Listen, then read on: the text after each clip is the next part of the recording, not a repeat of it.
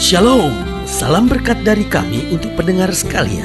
Saat ini pendengar akan diberkati dengan program Hari Ini Harinya Tuhan bagian yang ke-8.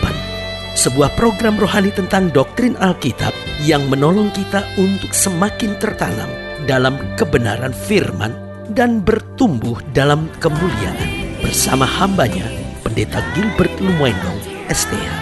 Banyak orang merasa doktrin Alkitab sebagai sesuatu yang membingungkan. Tetapi tahukah saudara bahwa doktrin Alkitab intinya adalah memahami Alkitab dengan benar, dengan pemahaman yang sistematis, sehingga kita terus dapat tertanam di dalam kebenaran firman, sehingga kita terus bertumbuh di dalam kemuliaan Allah. Buka hati saudara sekalian untuk menerima berkat-berkat firman-Nya hari ini. Dalam hidup ini untuk segala sesuatu ada waktunya. Ada waktu untuk lahir, bayi itu lahir. Kemudian ada waktunya juga untuk mati. Ada waktunya untuk tertawa karena ada hal-hal yang menyenangkan. Tetapi otomatis dalam hidup ini juga manusia ada waktunya untuk menangis karena menghadapi situasi-situasi yang sukar. Juga dalam hidup ini ada waktunya manusia untuk berjuang dan menghadapi berbagai tantangan. Tetapi otomatis kalau kita setia, kita tetap bertahan, kita tetap mencintai Yesus lebih dari segalanya, ada waktunya juga untuk menang. Nah, dari segala sesuatu yang ada waktunya ini dalam hidup ini, ada hal-hal penting yang harus kita sadari. Yang pertama, karena itu jangan kecewalah kita menghadapi berbagai masalah. Mungkin mujizat belum terjadi, mungkin kemenangan belum kita alami, mungkin apa yang kita harapkan belum terjadi, tetapi kita ingat untuk segala sesuatu ada masanya. Nah, yang kedua juga berarti kalau kita tahu tuh segala sesuatu ada masanya, ada waktunya, berarti kita perlu sabar. Kalau kita hari-hari ini mungkin sedang berdoa, suami belum bertobat, kita sedang berdoa dan rumah tangga belum dipulihkan, kita sedang berdoa dan pekerjaan kita belum diberkati, kita sedang berdoa dan masa muda kita belum melihat hal-hal yang indah dalam hidup kita ini, tetap setia, tetap sabar, karena kita tahu orang yang bertahan sampai kesudahannya itulah yang akan beroleh selamatnya. Jadi yang pertama, kita jangan kecewa. Yang kedua, kita perlu selalu sabar. Dan yang ketiga, saya pelajari menyadari bahwa untuk segala sesuatu ada waktunya. Berarti kita perlu selalu memandang pada Tuhan. Karena kalau kita memandang pada dunia ini, kita memandang pada masalah, kita memandang pada persoalan, kita akan banyak kecewa. Tapi kalau kita selalu memandang Tuhan, maka kita mendapat kekuatan, kita beroleh damai sejahtera, dan kita senantiasa beroleh semangat yang menyala-nyala. Haleluya.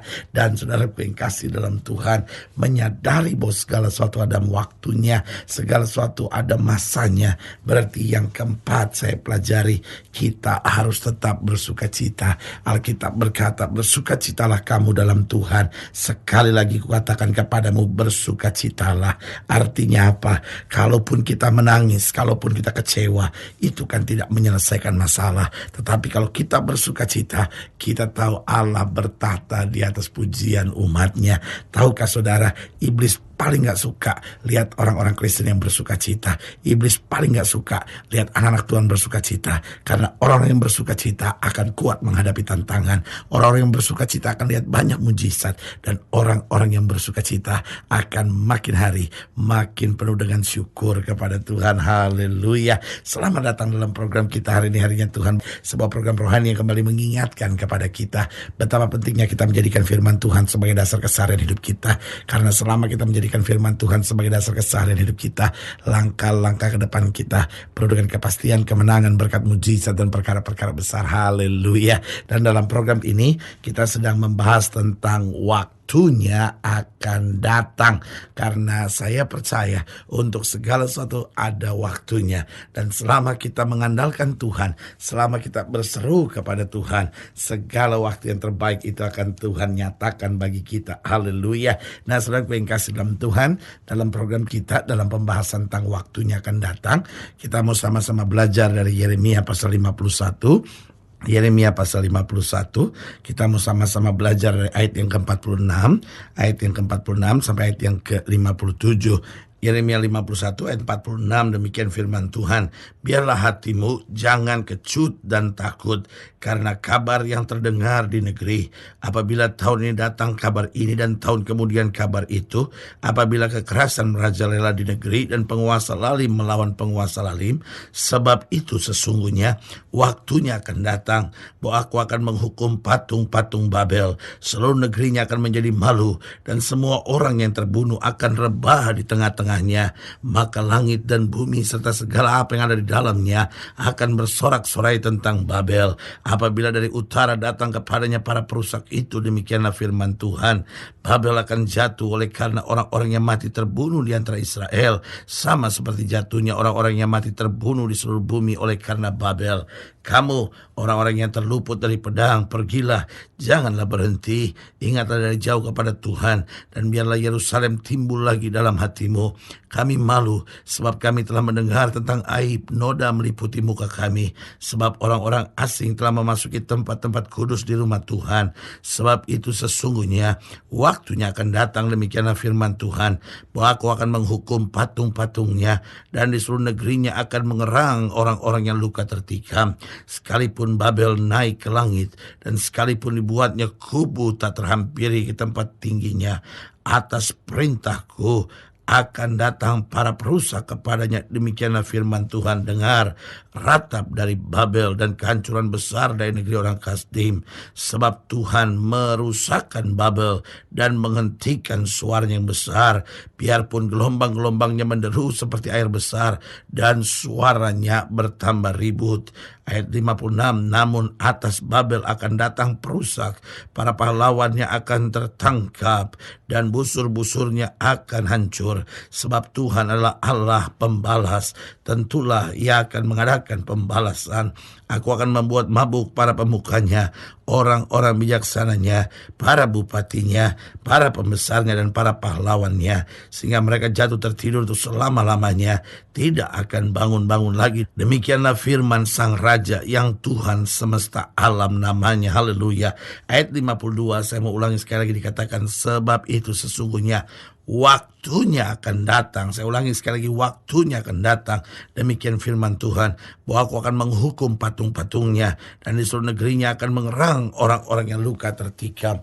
Berarti ada waktunya Tuhan mengangkat, ada waktunya Tuhan menjatuhkan kalau dia tidak mau bertobat, ada waktunya Tuhan memberkati, tapi kalau dia jauh dari Tuhan ada waktunya untuk menghajarnya, ada waktunya bagi Babel untuk dihukum, dipukul oleh Tuhan karena Babel tidak mau bertobat, karena Babel tidak mau kembali. Padahal Tuhan memakai Babel, padahal Tuhan memberkati Babel.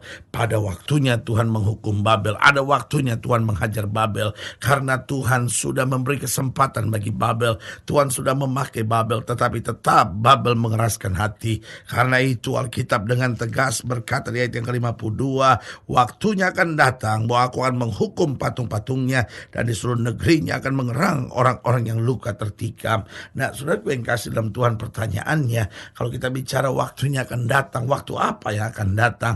Yang pertama, waktu untuk membela dan menyatakan mujizat. Artinya begini, kalau kita beriman, kalau kita percaya, kalau kita bertobat, kalau kita berseru sungguh-sungguh kepada Tuhan, betul seringkali tidak selamanya mujizat langsung terjadi pada saat itu juga. Ada saatnya Tuhan mengizinkan masa-masa proses, masa-masa untuk kita menantikan kuasa Tuhan, masa-masa untuk kita setia bertahan dalam iman. Tetapi saudaraku yang kasih dalam Tuhan, bagi orang yang setia, bagi orang yang sungguh-sungguh, bagi orang yang mengandalkan Tuhan, pasti waktunya akan datang di mana Tuhan akan membela dan menyatakan mujizat. Karena itu saudara-saudara yang sedang berjuang, baik doa untuk kelepasan ikatan pada suami, atau mungkin kelepasan ikatan pada anak-anak kita karena mungkin terlibat dengan narkoba, terlibat dengan judi, terlibat dengan hal-hal yang tidak baik. Saudaraku yang kasih dalam Tuhan, jangan berhenti berdoa. Saudara-saudara yang mungkin sedang bergumul dengan pekerjaan saudara, saudara-saudara yang sedang mungkin bergumul di masa-masa pensiun saudara ini, jangan kecil hati. Saudara-saudara yang mungkin kata dokter tidak bisa punya anak, atau sudah bergumul dengan penyakit, jangan kecewa, karena ada waktunya di mana orang-orang benar dibela dan akan menerima mujizat. Haleluya. Jadi waktu apa yang akan datang? Yang pertama, waktu untuk membela dan menyatakan mujizat. Yang kedua, saya pelajari waktu apa yang akan datang bagi kita dari Tuhan. Yang kedua, waktu untuk mendidik dan mendewasakan. Artinya begini, betul Tuhan memberkati, betul Tuhan menyatakan mujizat, tapi Tuhan gak mau kita tetap secara rohani seperti kanak-kanak. Tuhan mau mendewasakan kita, Tuhan proses, Tuhan didik. Nah, saudaraku yang kasih dalam Tuhan, di saat ini banyak yang gak tahan, banyak yang bilang, aduh kok hidup Kristen berat. Bukan hidup Kristen berat, hidup Kristen itu sedang dididik dan didewasakan. Selama kita berserah, selama kita mau dididik, maka saudaraku yang kasih dalam Tuhan, hal-hal yang dahsyat selalu terjadi dalam hidup kita. Yang ketiga, waktu apa yang akan datang dari Tuhan bagi kita. Yang ketiga yaitu waktu untuk mengurapi dan memberikan karunia untuk melayani. Artinya apa? Setelah Tuhan bela, Tuhan nyatakan mujizat, Tuhan kemudian didik, dewasakan kita, maka selanjutnya apa yang terjadi? Tuhan mau urapi, Tuhan mau berikan karunia buat kita. Supaya apa? Supaya kita dapat melayani. Karena Tuhan gak mau kita biasa-biasa, tapi Tuhan mau kita makin sungguh-sungguh dalam melayani Tuhan. Dan yang keempat, waktu apa yang akan datang? Waktu untuk terus menyempurnakan, bahkan menjadikan kita mempelai Kristus yang tak bernoda. Haleluya. Itu sebabnya selalu saya bilang, hidup Kristen bukan hidup yang biasa. Kenapa? Karena setelah kita diselamatkan, kita dibela, kita menerima mujizat, lalu kita dididik dan didewasakan, lalu Tuhan mulai mengurapi dan memberikan karunia buat kita untuk melayani. Lalu terus apa yang terjadi? Disempurnakan. Supaya apa? Supaya kita dapat menjadi mempelai Kristus yang tak bernoda. Seringkali kita waktu disempurnakan, kita berontak, kita mau jadi Kristen yang biasa-biasa. Tetapi hari ini saya mau beritahu, hidup Kristen gak bisa biasa-biasa. Hidup Kristen harus terus disempurnakan, menjadi kudus sama seperti Kristus. Dan kemudian Allah sendiri menyatakan kemuliaannya bagi kita. Haleluya. Saudaraku yang kasih dalam Tuhan, jika saudara yang dilayani lebih jauh, hubungi kami melalui telepon, hubungi kami melalui surat, kunjungi website kami. Karena kami ada untuk membawa Bapak Ibu saudara senantiasa lebih dekat pada Tuhan dan mengalami kasih kuasa mujizat yang luar biasa. Haleluya. Secara khusus melalui program ini juga saya mau berdoa buat setiap saudara yang sakit, setiap saudara yang berbeban berat. Karena saya percaya bahwa bagi Allah tidak ada perkara yang mustahil. Nah, saudara-saudara yang didoakan secara khusus, boleh taruh tangan kanan saudara di dada dan kita akan berdoa. Mari kita berdoa. Bapa, dalam nama Yesus, hamba doa buat yang sakit, hamba doa buat yang berbeban berat, hamba doa untuk setiap mereka yang sedang menghadapi masa-masa yang sukar, karena hamba percaya bahwa bagi Allah tidak ada perkara yang mustahil. Itu sebabnya hamba berdoa di dalam nama Yesus. Tuhan jamah, yang sakit Tuhan sembuhkan, yang lemah Tuhan kuatkan, yang susah Tuhan hiburkan, yang jatuh Tuhan angkat, yang berbeban berat, Tuhan berikan kekuatan baru.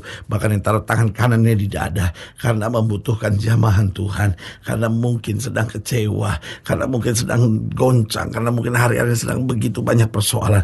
Biar mulai hari ini kami mengerti waktunya akan datang, waktu untuk dibela, waktu untuk menerima mujizat, waktu untuk dididik, waktu untuk didewasakan, waktu untuk dimana kita akan diurapi, bahkan diberikan karunia oleh Tuhan sehingga kita terus disempurnakan dan menjadi mempelai Kristus. Di dalam nama Yesus kami berdoa. Haleluya.